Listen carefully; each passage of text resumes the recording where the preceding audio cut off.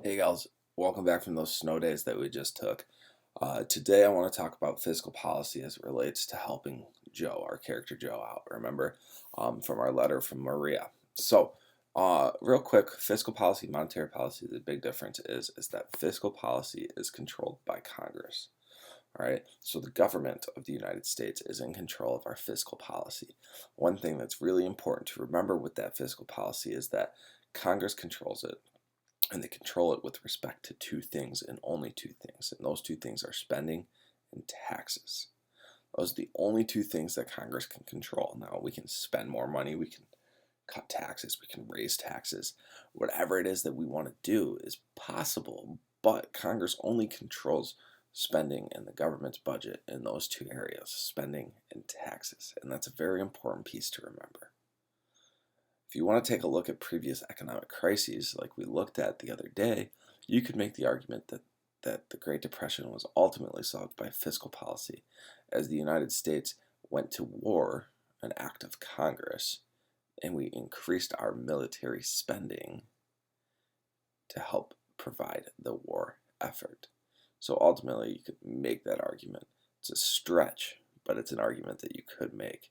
It's probably flawed as well in some area.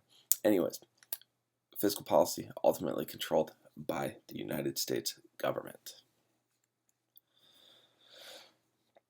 Fiscal policy changes the way that the government spends, the way that the government takes in money. So we have three different things that can happen. If we lower taxes during a shortage of revenue, will lead to an increased debt. Remember, that's not a possibility for our project here. Next, raising taxes during an excess will result in a surplus. One of those things that we're not having right now is a lot of extra money in the economy. Probably something else we're not going to do.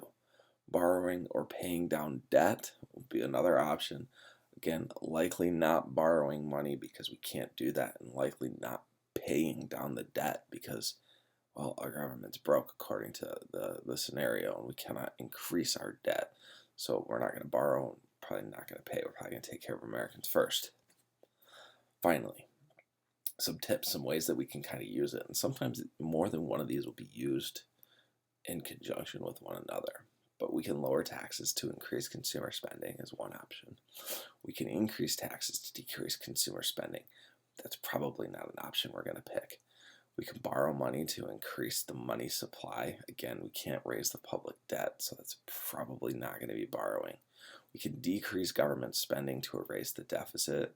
Lowering taxes and decreasing spending go hand in hand. If we lower taxes in order to stop the government from spending more money, we'd have to decrease our government spending. And last but not least, we want to provide subsidies to encourage certain consumer behaviors. Now, consumer behavior could be a number of different things, right? We could encourage people to go out and buy things. Right now in our country, we encourage people to look for more green energy to make sure that we are starting to see the green energy come into use and for it to be a way for our country to be more energy independent. All right, so we're providing those kind of things. So now I want you guys to balance these ideas and how we would use fiscal policy and explain, which was one I want to know, how we could help Joe by using fiscal policy. What things can we do to make a middle-class American worker feel more comfortable in the current economic crisis using fiscal policy? So take a moment, start to kind of think about that.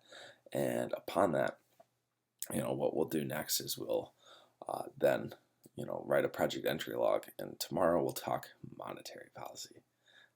Thank you guys for watching. Take care. Have a good day.